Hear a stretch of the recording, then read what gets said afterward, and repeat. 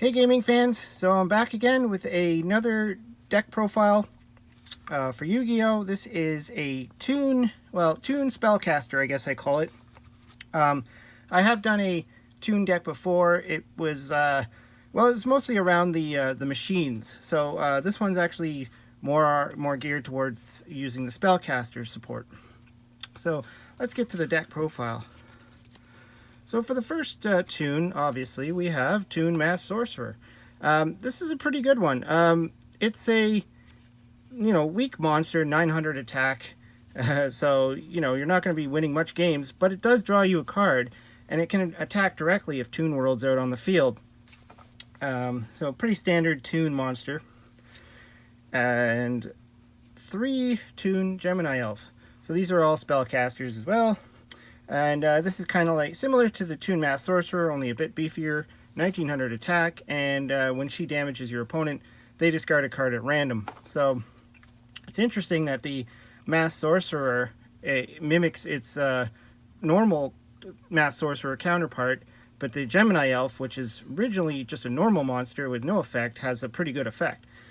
So the next Toon spellcaster I play is Toon Dark Magician Girl. And this is one I don't really see in a lot of builds. When I look at other builds online, I don't see a lot of people playing Toon Dark Magician Girl. But she's 200 or 2000 attack. I mean, she is a tribute monster. But one of the advantages to Toon Dark Magician Girl is I'm pretty sure she's the only Toon that can attack the turn she comes into play. I don't see any text on there that says she can't. Whereas all the other Toons, they cannot attack the turn they come into play. So that's one of the downsides of the Toon decks. And the last of the Spellcaster Toons, well, I think the last of the Toons, is 3 Toon Dark Magician. And this is what kind of made me want to build this deck. Before I tried, and without this one, it really didn't work too well. And of course, this is again, it's kind of, it's based off the Dark Magician, which is a normal monster, no effect. But they decided to give this one a really good effect. 2 good effects, actually. This one can't attack the turn it comes into play either. If Toon World's on the field, it can attack directly.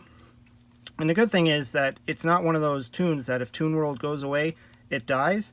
So that's what I like about it. Toon Dark Magician Girl and the rest of them will die if they destroy Toon World. He's got two pretty cool effects. You can special summon 1 Toon monster from your deck, except for himself, ignoring the summoning conditions. You have to discard a card to activate that effect. Or the other one is discard a card, add a Toon spell or trap from your deck to your hand. So you can search out your Toon Kingdom or Toon World, whatever you're playing in your deck. So really great Toon monster. And then for more the actual spellcaster support, I'm playing the spellbook Magician of Prophecy, and when she's is summoned, you get to add a spellbook spell card from your deck to your hand. And so there's quite a few good ones that I've put in this deck. And then there's Temperance of Prophecy. I play 2 of those. During your main phase, if you've activated a spellbook spell card, you can tribute this card to special summon a level 5 or higher light or dark spellcaster type monster from your deck. So that would probably be your Toon Dark Magician. I mean, you can take the Toon Dark Magician Girl as well, depending on how the board is and how the game is going. The only downside is you cannot special summon another level 5 or higher monster during the turn you activate this effect.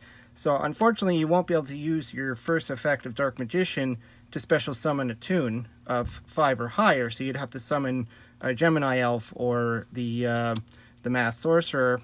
Otherwise, you just use his secondary effect and just add a spell or trap to your hand. And the last of the spellbook type monsters is Justice of Prophecy. So I'm playing 2 of those. During the end phase of every turn in which you activate a spellbook spell card, you can banish this card from the field, add both a level 5 or higher light or dark spellcaster monster and a spellbook from your deck to your hand. So I would probably go and grab the Toon Dark Magician Girl, just to try and, once I get my Dark Magician out, I could, special summon her. I guess you can grab either one, depending on what you need. And that's it for the monsters. And they're all spellcasters. So let's get on to the spells. So I think the best of the Toon spells is Toon Table of Contents. So you always got to play 3. There's no reason not to play 3. It's just, you know, one of the best searcher cards. And it's up to you on how you want to operate this card. You can either just use it to search out whatever spell card you need, like of the Toon cards, or you could just play Toon Table of Contents, search for another Toon Table of Contents, search for another Toon Table of Contents, and then take the card you need, just to thin out your deck.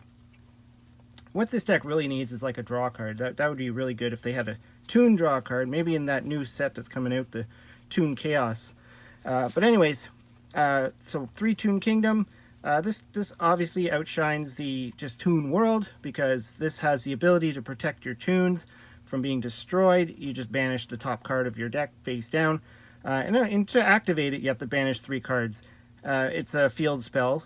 You can run Terraforming in the deck, but I'm not, because I just figure that between the Toon Table of Contents and the Dark Magician, Toon Dark Magician, you'll pretty much be able to search this card out.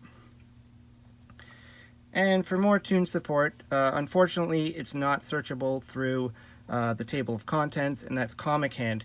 This is pretty much Snatch Deal. I mean, as long as you control your Toon Kingdom on the field, you can just take your opponent's monster, and it's treated as a Toon. And it can attack directly, which is really cool. The other thing that I usually do is I steal it, and then I tribute it off for my Toon Dark Magician Girl, or any, you know, if I can, tribute it off for the Dark Magician, if I already have a monster on the field. And just some standard stuff like Monster Reborn. I think that's a card you always play. It's an overextender. Essentially, you or an extender card, I guess. You get to take a monster from your graveyard or your opponent's graveyard or whatever you need. And then the rest is for the actual Spellcaster support. So I'm playing 3 Magical Dimensions. Now this is a really interesting card because not only can it help you get your Dark Magician onto the field, you can destroy one of your opponent's monsters while doing it. So you activate this while you control a Spellcaster type monster, you tribute 1 monster and special summon 1 Spellcaster type monster from your hand, and then you can destroy 1 monster on the field. And it's a quick play, so you can set it on your turn, and say you have one of your little guys out, or maybe one of these guys out. You can, at the end of your opponent's turn, tribute it off if that monster's still there, and throw a Dark Magician, Toon Dark Magician onto the field, and it'll be ready to attack next turn. So, pretty cool, and this is the way that, one of the easier ways to pull out the Dark Magician. And for more spell support, Spellcaster support, 2 Spellbook of Secrets. I was originally going to play 3, but you can only activate 1 per turn, so I didn't want it to like clog in my hand. And then I played 2 Spellbook of Power, and keep in mind too, I am playing 2 of these guys that can add a Spellbook card from my deck to my hand. I actually noticed when I was playing this deck that at one point I did use up all my Spellbooks, because I was able to search them all. So 2 Spellbook of Powers. You target a face-up Spellcaster type monster you control until the end phase. It gains 1,000 attack. Also, and if it destroys an opponent's monster by battle, you can add a Spellbook card from your deck to your hand. So again, more search power for the Spellbooks. And the last of the Spellbooks that I'm playing is 2 Spellbook of Wisdom. You could just target a face-up Spellcaster monster on the field. It's a quick play. It's unaffected by other spell effects this turn, and it's unaffected by trap effects. So you can pretty much run the field and not worry about being hit by anything like a Mirror Force or whatever your opponent might have face down. And it's a Spellbook card, so it's searchable, and it gets off your Prophecy effects if you need to use it. And that's it for the spells. I mean, there is another Spellbook card that I don't have, and it's I think it's called Spellbook of Knowledge, and it actually draws cards. It's I don't have that card, but it's something that definitely on my list to pick up one day. So if you have that, throw it in there. Now on for the traps. I play only 2 of the Toon support style traps. Right now, just trying out 2 Toon briefcases. Because you only need a Toon monster on the field, you don't need the kingdom. So there's a good chance you're going to have a Toon monster out. You set this thing, your opponent's summons a monster while you control a Toon monster. You could shuffle that monster back into the deck. So it really slows down your opponent's turn, especially if they need to get that one monster on the field to start their plays. You just shuffle it right back into the deck. So unlike compulsory, where it goes back to the hand, this one actually makes the monster go away. And if it's a special summon like a Cyber Dragon or something, or even if it's a special summon of a Link monster, it's just gonna disappear. And the last I decided to run, because I don't have any other spell and trap removal in this deck, I decided to just go with 3 Heavy Storm Dusters, just to really clear the field from things like Mystic Mine or whatever the opponent might be playing. Because, even though you have this card to defend yourself against spells and traps, you still might want to get rid of some stuff. So I decided to go with the triple Heavy Storm Duster. Of course, you can change this up depending on if you're, constantly play against people who don't maybe play back row. You could put in the Solemn Judgments or Solemn Strikes or something else, something to defend yourself, maybe Mirror Force. It's really up to you. I mean, that's just what I decided for this build. Anyways, yeah, I don't really have an extra deck for this deck because I didn't find that I was going to be going into any kind of extra deck cards.